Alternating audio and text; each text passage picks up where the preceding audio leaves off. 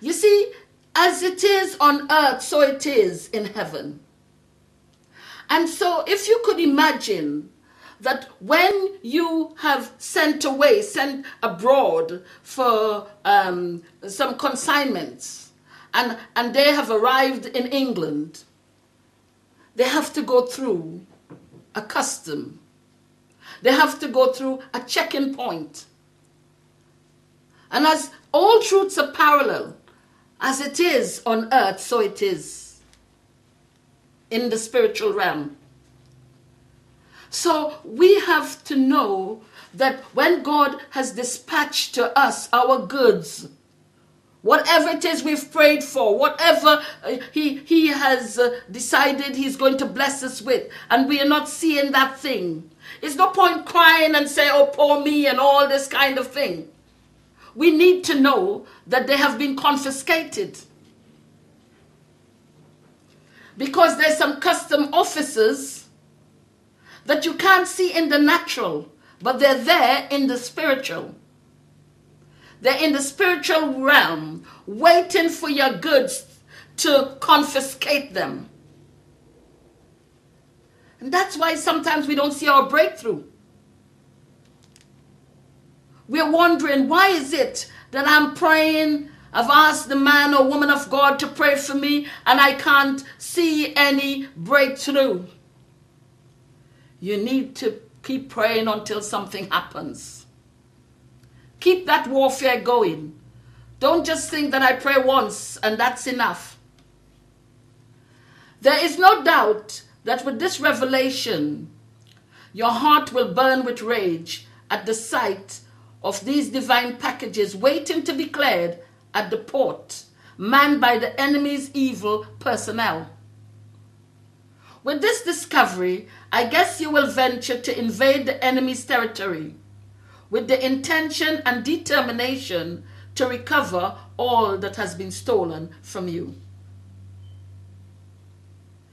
David's camp was invaded while he was away with his men. The enemy struck while they were on business, and in their absence, everything they had, wives and children, were taken captive by the Amalekites. Their properties were also looted, and their enemies were celebrating the victory until they were challenged.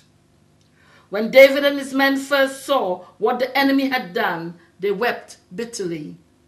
They were discouraged and confused when they did not know which way the enemy had gone. There was no one to give them information concerning the location of the enemy's camp. The 600 men had threatened to stone David as they were filled with confusion, anguish, and despair. Their actions up to this point were born out of desperation. Nothing was done in the right way. Their thoughts were uncoordinated.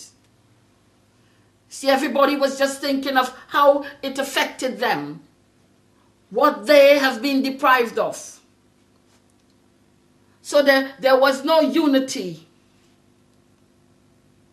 They were not all together as a group of people that were going to fight with the same spirit for the same gain at the end. Everyone had a different agenda. You see, you need information to gain knowledge. What you do not know cannot profit you. Revelation is the key to possessing your possession.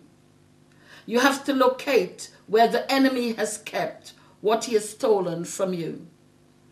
Before you can plan a dislodgement war to retrieve your stolen packages or goods, you have to locate where the enemy has taken your stuff, where he is to be located. Knowledge is an indispensable weapon in spiritual warfare. It strengthens your hands and makes you a victor. When you locate the devil's stronghold in your life, you are able to tackle him head on. Pound him with the spiritual artillery fire and continue the pressure until he raises up his hands in total surrender. When you locate where the devil has held you or your goods hostages, you will go into battle armed with the appropriate spiritual fire, praise, worship, confession of faith, and suitable warfare prayers. That will force him to surrender. You will certainly be a winner.